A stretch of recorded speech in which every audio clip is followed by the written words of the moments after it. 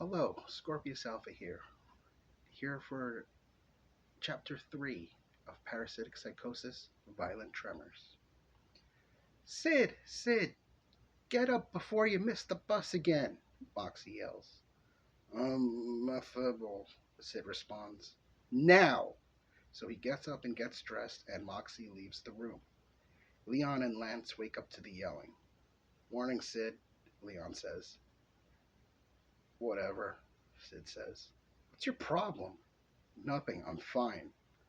Okay, whatever, man. Sid grabs his backpack and heads downstairs. Look, Mom, I'm going to school. See? See? Don't you give me an attitude. Two-day school weeks? That's unacceptable, she says angrily. Whatever. What's gotten into you? It's like I don't even know my own son anymore. I'm going to be late. Bye. And he leaves the house. Leon comes downstairs. Leon?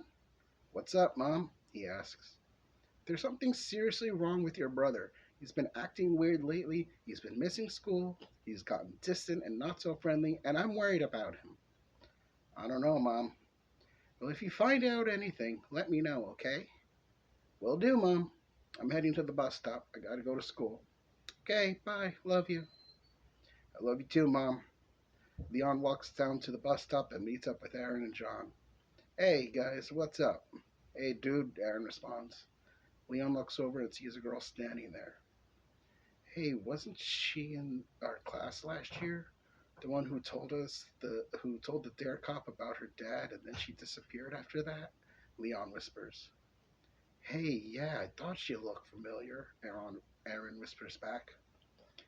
I heard she got taken away for a while and her parents had to fight for custody to get her back, John says.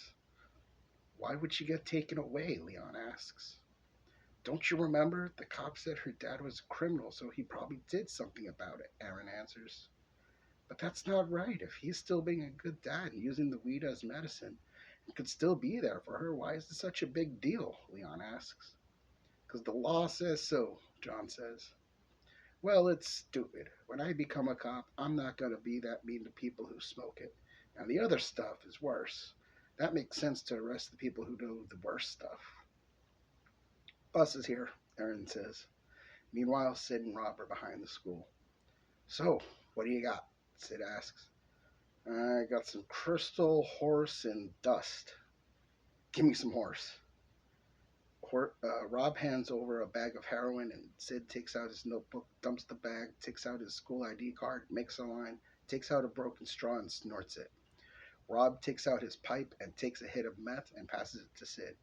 Sid hits it and passes it back, gets his stuff together, and waits for Rob to finish taking his last hit. A couple minutes later, they meet up with Marissa and Kelly in the cafeteria. Where do you guys go every day? Marissa asks. Guy stuff, Sid says. Secrets don't make friends, and friends don't keep secrets, Sid. Oh, you said on the bus you wanted to ask me something? Marissa pulls Sid off to the side. Listen, Valentine's Day is coming up, and my friend Terry has a crush on Leon. They're both in the same class together, and she's too afraid to ask him out. So I was thinking that this Saturday the local church is holding a youth Valentine's dance, and I figured they could go together and you can be my date, and we'll supervise them to make sure everything goes okay. Yeah, sure. Great! Me and Terry will stop by and pick you up and Leon's on Saturday then. Sure, okay. Oh, it's going to be so cute to see them together. The bell rings and they head off to class. Meanwhile, Leon is eating breakfast with his friends. Dude, I forgot to do last night's homework, Aaron exclaims. Here, you can borrow mine, Gabriella says. Thanks, Gabby. Oh, did you guys hear that Sarah came back? Yeah, me, Aaron, and John were talking about it this morning, Leon says. I think it's wrong what happened to her. I think we all do. Just then, a short, stocky girl with long brown hair approaches Leon. Hi, Terry. Um, Hi, Leon, she says shyly. What's up? Um, Hi. Yeah, hi. Okay, bye. And she blushes and walks away. That was weird. Oh, she likes you, Gabriella teases. No, you think? Looks like it. I'm sure it'll pass. Ooh, maybe you'll get to kiss her, Aaron says. Maybe. Go for it, dude. I don't know, we'll see, he says, looking embarrassed. Later that day, Leon goes home and heads upstairs where Sid is putting away his stash. He closes the drawer as Leon steps into the room. Hey, bro. Oh, hey, Sid says. Mom's concerned about you. Why, 'cause of this morning? I'm fine. She said you've been acting weird lately. I'm fine. Okay, whatever, man. Oh, hey, Marissa told me there's going to be a Valentine's dance this Saturday at the church, and that her friend Terry likes you, and she was wondering if like to go with her to the dance. That explains a lot. Are you going to be there? Yeah, I'll be with Marissa, but we're just going as friends. Yeah, I'll give it a shot. Cool, I'll let her know. That Saturday, Leon and Sid are getting ready for the dance. Sid is just about dressed when he gets a text from Rob. Dude, I need you now. I finally scored us some Lucy. So Sid writes back, can't, gotta be at the dance with Rissa.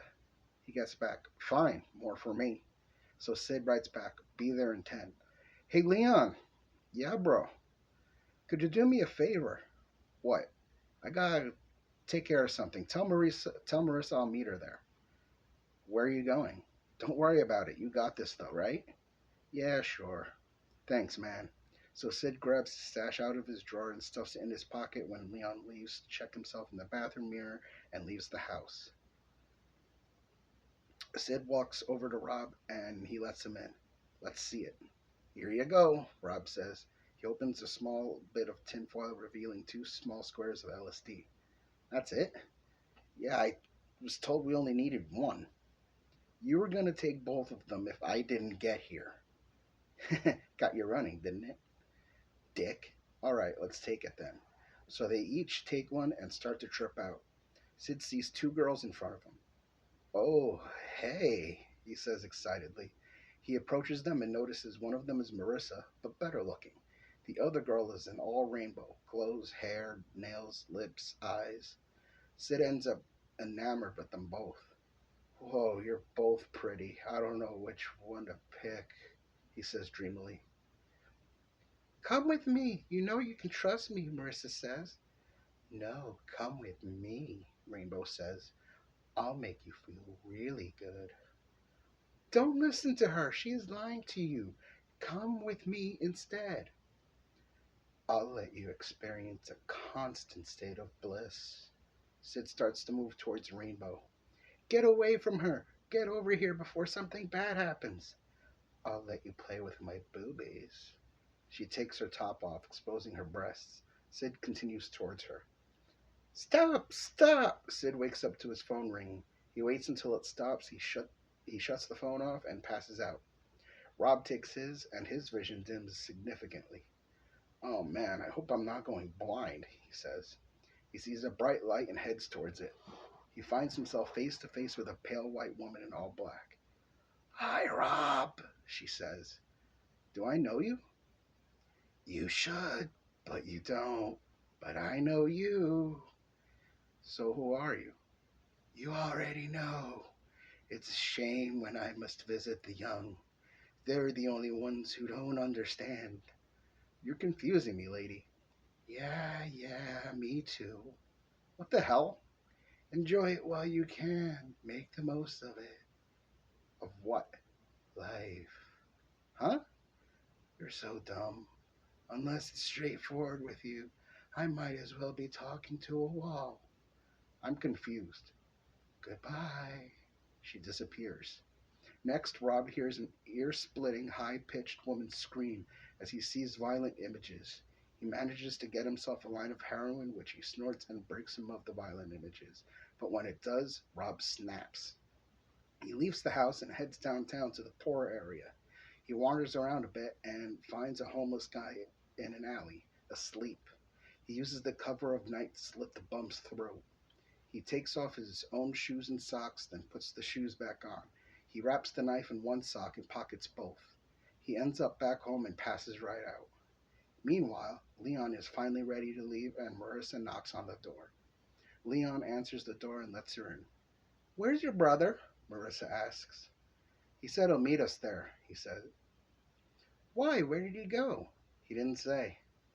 Well, I guess we'll meet him there then. Like he said. Are you ready to go? Yeah. So they walk over to the church and go in. I don't see your brother anywhere. I'm going to try calling him. Okay. You two have fun. She takes out her phone and calls Sid, and it goes to voicemail. 3 hours later, the dance ends, and despite calling him numerous times, she never gets an answer. Did you ever get a hold of him? No, but I left a voicemail. He never answered me. Oh, that's weird. Are you ready to leave? Yeah. So they leave the church, and Marissa drops Leon off at his house, but not before Terry gives him a quick kiss. See you later. See ya. Tell your brother I'm furious with him. Okay, will do. Leon goes through the front door where his parents are in the living room watching TV. How was the dance? Sid Sr. asks. Oh, it was fun. Did you get a kiss? Moxie asks. Yeah, Leon says sheepishly and blushes a little. Oh, that's so cute. Where's your brother? I don't know. He was supposed to be at the dance, but he said he had to take care of something before and that he was going to meet us there. Do you know where he went? Most likely Rob's. Ugh, okay, it's getting late. You should get to bed. We'll be going soon, too. I'm not going to wait up for him. Just let him know if he's in trouble if you see him before we do. All right. The next day, around early afternoon, Sid comes home. Where were you?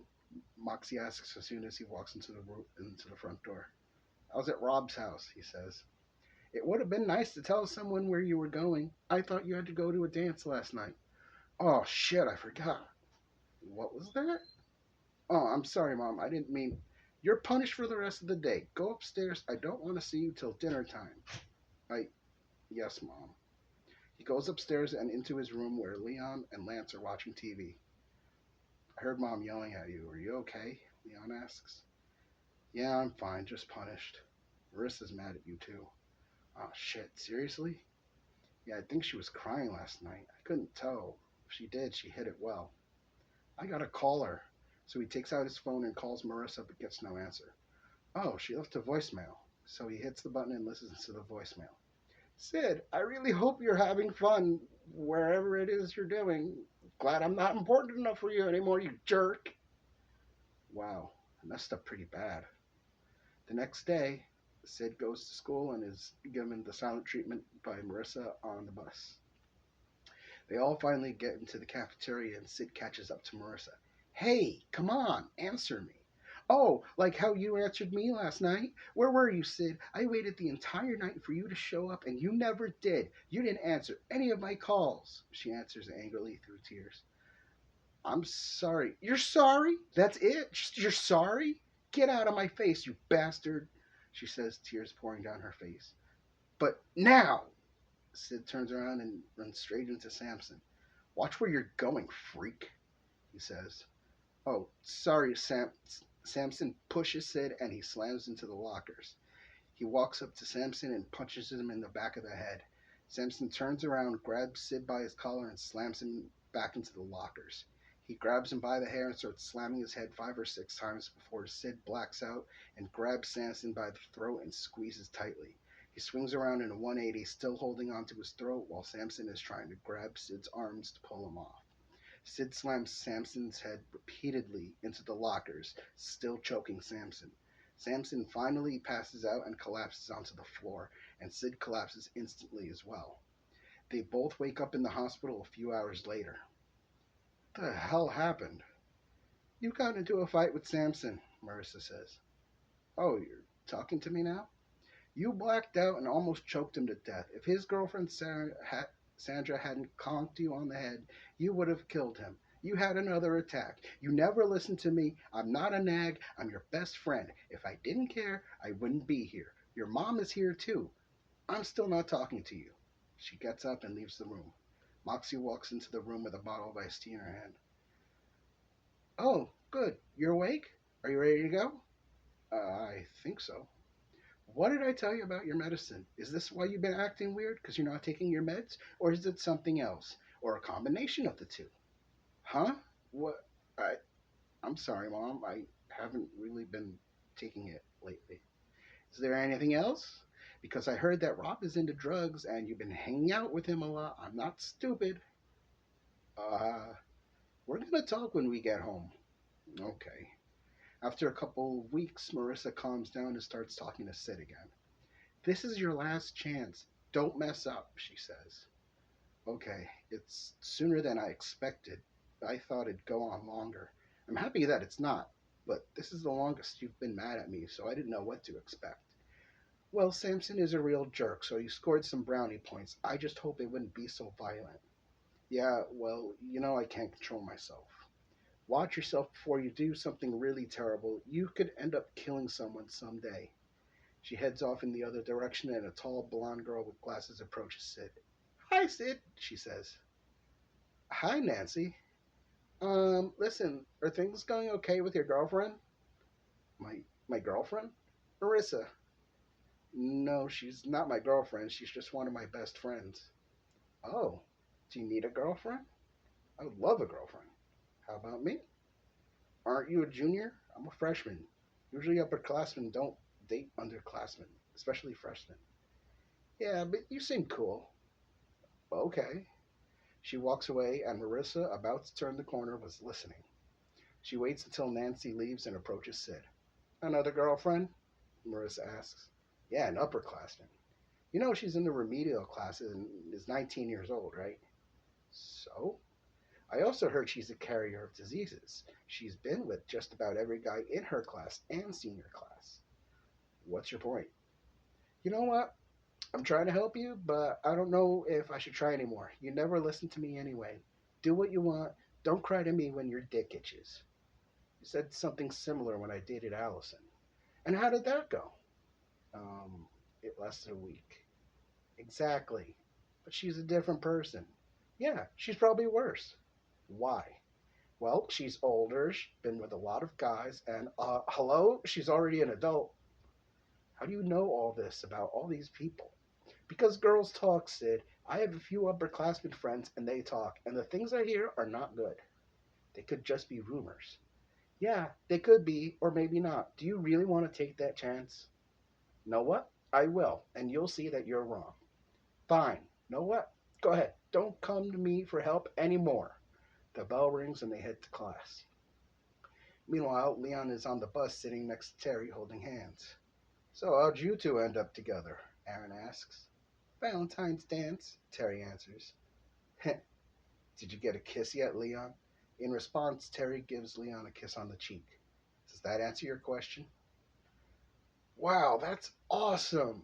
Charlotte and Carmela, a couple seats back, watch in shock. Hey! Charlotte yells. They all turn around. Nice girlfriend, Leon. I didn't know you liked fat girls.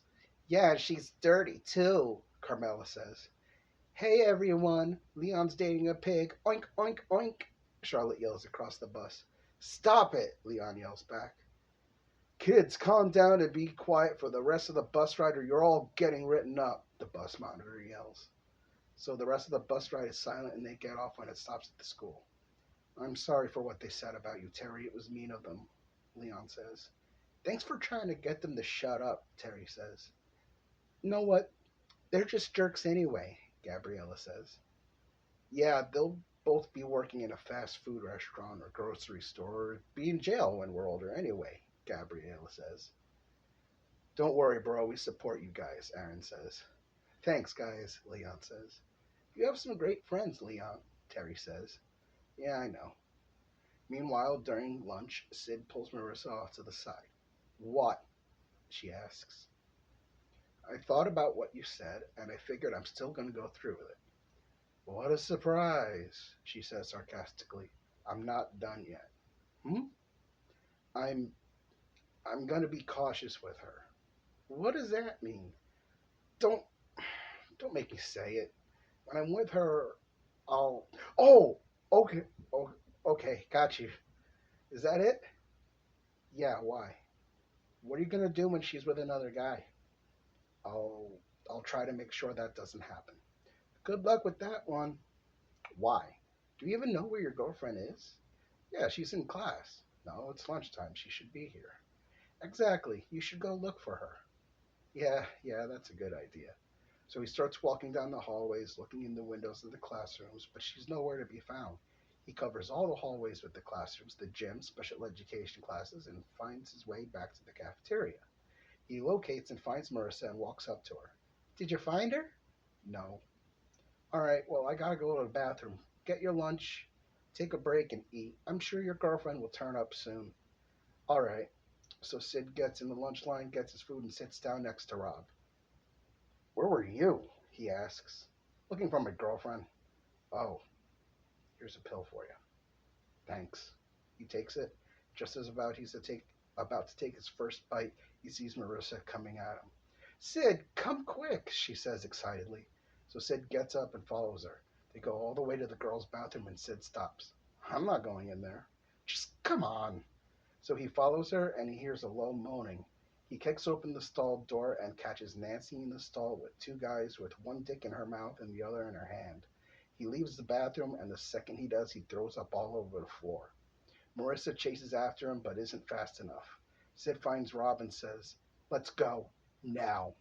Sid and Rob sneak their way out of school and start running until they're out of sight. Why did we just do this? Yes, Sid. I need to be away from everyone and I really need to get high. Oh, what the hell happened? I'll tell you on the way to Zach's. All right. Minutes later, they end up at Zach's. What the hell are you guys doing here this early? Aren't you supposed to be at school? Zach asks. I caught my girlfriend giving a blowjob and handjob at the same time. I need to get high. At school? Yeah. Geez, I wish I went to your school. Imagine how loose they'd be in my time. What you looking to do? I need to be brought down. Horse? Of course, of course. What do you want, Rob? Only got $5, Rob says. All right, that'll get you a line of meth. Okay, Sid slaps a 20 on the table. Let's have a little fun. I deserve it, Sid says. There's a knock on the door and Zach answers it. George, nice to see you. It's been a while. Yeah, it has. George, a shriveled looking white guy, says. Do you have my money? I, I need some more meth and some horse. The sickness hurts so bad. Here's a 20. Come in, my friend. The guy sits down and he does his drugs. How do you feel? I feel good. Thank you so much, Zach. Now, where's the other 2,000 you owe me? Look, I'm sorry I lost the batch. I honestly don't know what happened to it. That's really a shame, because if you were ripped off, that's bad. He takes out and opens his pocket knife. But if the cops found it, that's even worse, he says as he plays with the knife in his hands. I can't have it linked back to me, and you're a squealer. I can't have that. I promise I'll make it up to you somehow, he says as he gets on his knees. Rob, there's a cooler in the kitchen. Could you get it for me?